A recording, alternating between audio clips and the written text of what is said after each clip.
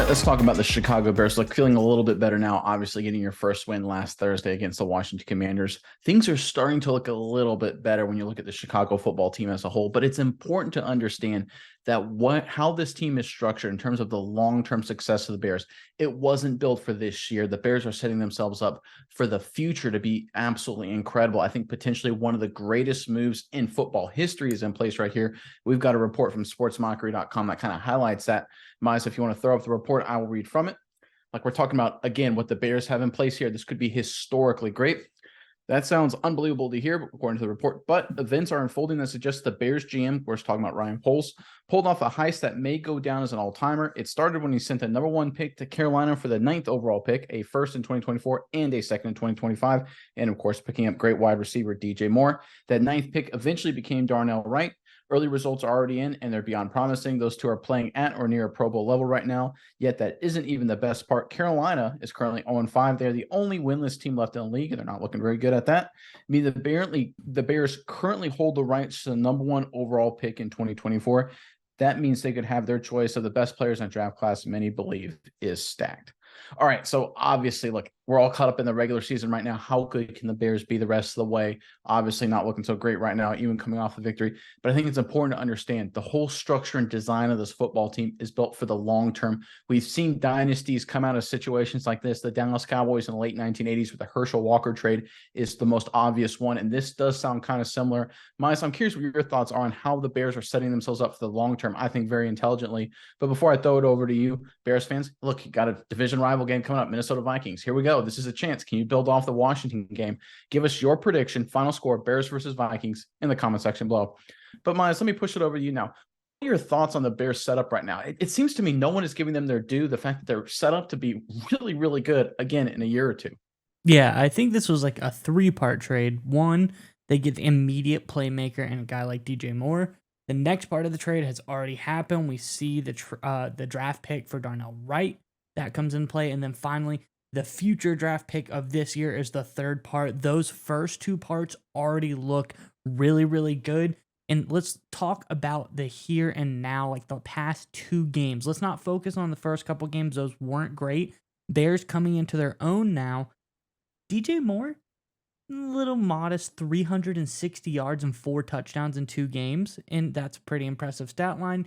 Yeah. Justin Fields throws for 8 touchdowns because of that the last 2 games. The offense on an uptick. They're looking really good. So this plan, that part, 2 parts of that were for offense. Obviously, you have Wright, you have DJ Moore really starting to swing things in the right direction. Nick, I think if they hit this next draft pick out of the park, this could be, as you said, historic. This could be monumental for the Bears, and it really could help, like you said, the real plan for this franchise. It was never really to win this year. We wanted them to be good this year. We wanted to see improvement this year, but they were never built to win this year. Maybe even not next year. I think they're trending in the right direction. They'll be much better next year, but I think there's 1 or 2 more years left in this full rebuild of the Bears. And I think if they play their cards right, they have all the tools to do just that.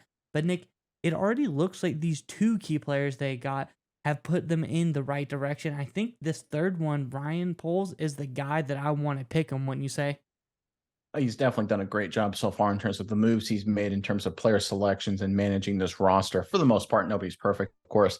But just to give some historical context behind this, I'm going to go back to the Dallas Cowboys trading Herschel Walker in 1989, because when I think it's all said and done, this will look very similar. So the Cowboys in 1988 went 3-13. They were the worst team in football. In 1989, they were still the worst team in football. That's when they traded Herschel Walker and got a lot more draft picks. It took a few years, right? One of the early picks they got was Emmitt Smith. Emmitt Smith's rookie year was good. He was solid, 900 yards rushing, I think maybe 4 yards per carry, but he wasn't even close to Emmitt Smith at that point. And people forget, anyone who remembers history, Troy Aikman, his first 2 years in the NFL was terrible. Right. So I know everyone, I'm not saying Justin Fields is the next Troy Aikman or anything like that, but Troy Aikman wasn't Troy Aikman until about year 4, year 5 in his NFL career. And that's when the Cowboys during that time started to get really good. And it took a few years. The Cowboys built all those draft picks. They traded for more draft picks. They built up a deep and talented roster. And it wasn't until 1992 that head coach Jimmy Johnson said, oh, this team is stacked. We're going to make the playoffs. And of course, he went on to win the Super Bowl that year. So again, fast forward, 1989, the big trade happened. 1992, they won the Super Bowl.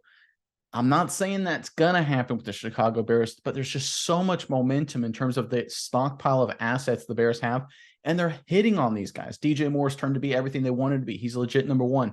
Darnell Wright's getting better and better. I think he's the best player on that offensive line right now. Obviously, Jenkins coming back may tilt the favor in Jenkins' area, but Darnell Wright, I think, is starting to play better and better.